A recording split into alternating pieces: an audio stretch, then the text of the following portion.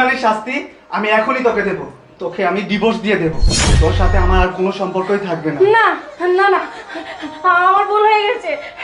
এত বড় খারাপ কাজ তুমি করো না, আমাকে ডিভোর্স দিও না।